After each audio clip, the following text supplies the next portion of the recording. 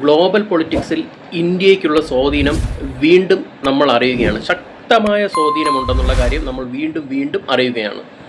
അതായത് ട്രംപ് പ്രഖ്യാപിച്ച 50% ഇറക്കുമതി തീരുവയെ ഒട്ടും ഗവനിക്കേണ്ടതില്ല എന്നുള്ള ഒരു പക്ഷമാണ് ഇന്ത്യയുടെ ഭാഗത്തു നിന്നുണ്ടാകുന്നത്.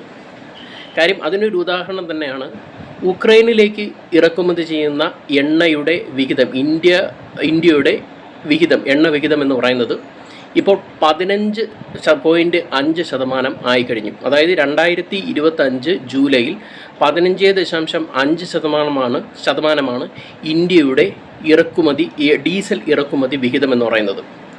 അതായത് എത്രത്തോളം ഇന്ത്യയുടെ വിഹിതം കൂടി എന്നുള്ളതാണ്. കഴിഞ്ഞ വർഷം ജൂലൈയിൽ ഇതേ സമയത്ത് 1.9% മാത്രമായിരുന്നു. പക്ഷേ ഈ വർഷം എന്തിരട്ടിയാണ് കൂടിയിട്ടുള്ളതെന്ന് ഉള്ള വാസ്തവം നമ്മൾ തിരിച്ചറിയണം. അതായത് റഷ്യയിൽ നിന്ന് ഇറക്കുമതി ചെയ്യുന്ന എണ്ണയെ സംസ്കരിച്ച് ഡീസൽ കയറ്റുമതി ചെയ്യുന്നതിൽ ഇപ്പോൾ ഉക്രൈനിലേക്ക് കയറ്റുമതി ചെയ്യുന്നതിൽ ഇന്ത്യ ഇപ്പോൾ 1ാം സ്ഥാനത്താണ്. അപ്പോൾ അതായത് തുർക്കി, റൊമേനിയ, സ്ലൊവാക്യ എന്നീ രാജ്യങ്ങളെല്ലാം പിന്തള്ളിയാണ് ഇന്ത്യ മുന്നിലേക്ക് കയറിയിരിക്കുന്നത്.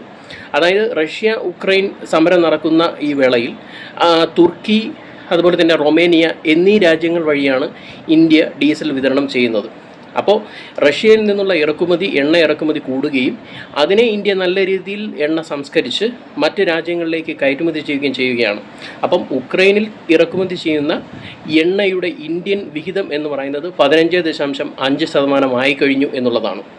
അതായത് കഴിഞ്ഞ 2025 ജൂലൈ മാസത്തിൽ ഏകദേശം പ്രതിദിനം 2700 ടൺ ഡീസലാണ് പ്രതിദിനം ഇന്ത്യ ഇറക്കുമതി ചെയ്തത് എന്നുള്ളതാണ്. അപ്പോൾ ഇന്ത്യയുടെ പിറകെ നിൽക്കുന്ന മറ്റ് രാജ്യങ്ങളാണ് സ്ലൊവാക്യ, തുർക്കി, പോളണ്ട്, റൊമേനിയ, സ്വീഡൻ, ഡെൻമാർക്ക് എന്നീ രാജ്യങ്ങൾ. അപ്പം ഈ പറയുന്ന പോലെ 50% ട്രംപ് 50% തീരുവ ചുമത്തിയപ്പോൾ, അതായത് ഇന്ത്യയിൽ നിന്ന് ഇറക്കുമതി ചെയ്യുന്ന പദാർത്ഥങ്ങൾക്ക് മേൽ തീരുവ ചുമത്തിയപ്പോൾ ഇന്ത്യ ഞെട്ടിപ്പോകും, ഭയന്നു പോകുമെന്ന് വിചാരിച്ചു. പക്ഷേ ഇന്ത്യക്ക് ഇപ്പോൾ ഒരു വലിയ മാർക്കറ്റാണ് തുറന്നു കിട്ടുന്നത്. ചൈന, അതുപോലെ തന്നെ ജപ്പാൻ, റഷ്യ അങ്ങനെയുള്ള രാജ്യങ്ങൾ കൈകോർക്കുകയാണ്. അപ്പോൾ ഈ പറയുന്ന പോലെ റഷ്യയിൽ നിന്നുള്ള ഇറക്കുമതി കുറച്ചാൽ 50% തീരുവ കുറയ്ക്കാം എന്നുള്ള നിലപാടൊന്നും ഇവിടെ ഒരിക്കലും നടക്കാൻ പോകുന്നില്ല എന്നുള്ളതാണ് ഈ ഉദാഹരണത്തിൽ നിന്ന് മനസ്സിലാക്കാൻ പോകുന്നത്.